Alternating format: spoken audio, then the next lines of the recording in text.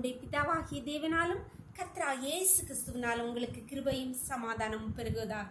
நாளிலும் கூட நமக்கு ஜீவனை தந்ததும் அல்லாமல் தயையும் பாராட்டினார் அல்லவா? அவரை துதிக்கலாமா? இதோ மனுஷரின் மத்தியில், இதோ மனுஷரின் மத்தியில் தேவாதி தேவனே வாசம் செய்கிறாரே. இதோ மனுஷரின் மத்தியில் தேவாதி தேவனே வாசம் செய்கிறாரே.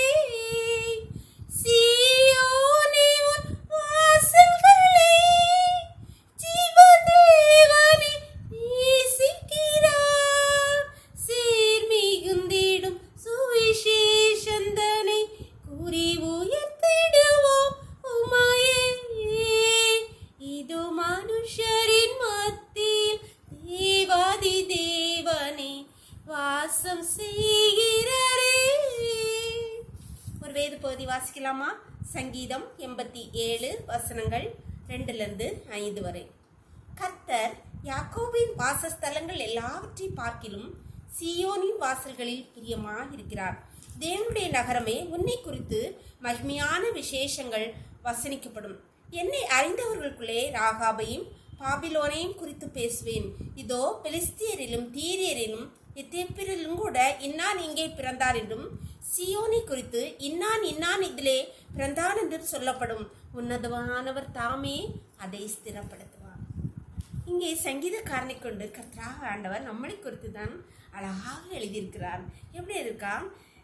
யாக்கோபின் வாசஸ்தலங்கள் எல்லாவற்றையும் பார்க்கிலும் கர்த்தர் சீயோனின் வாசஸ்தலங்களில் பிரியமாக இருக்கிறார் என்று சங்கீதக்காரனை கொண்டு ஆண்டவர் அப்பொழுதே எழுதி வைத்து விட்டார்.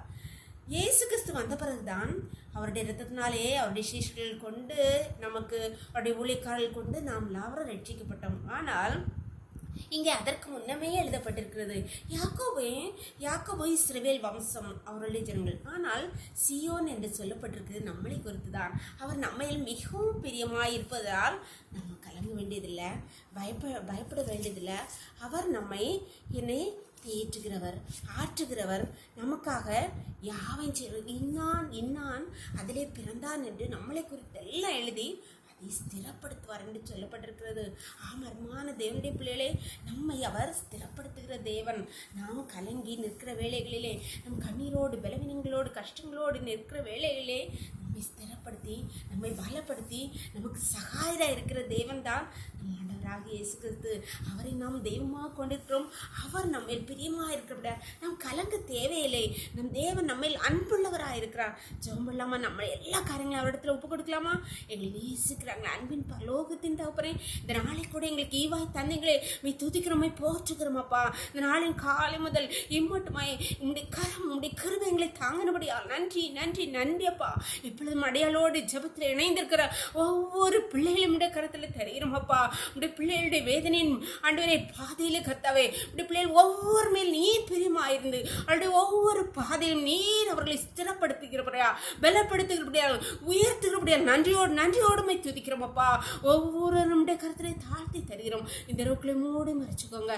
சகல துதியும் கரமும் வல்லமை பலனும் ஞானமும் எங்கள் தேவாதி தேவன் ஒருவருக்கே செலுத்துகிறோம். இயேசுவின் மூல ஜெபங்கள் நல்ல தந்தையே, ஆமென் ஆமென்.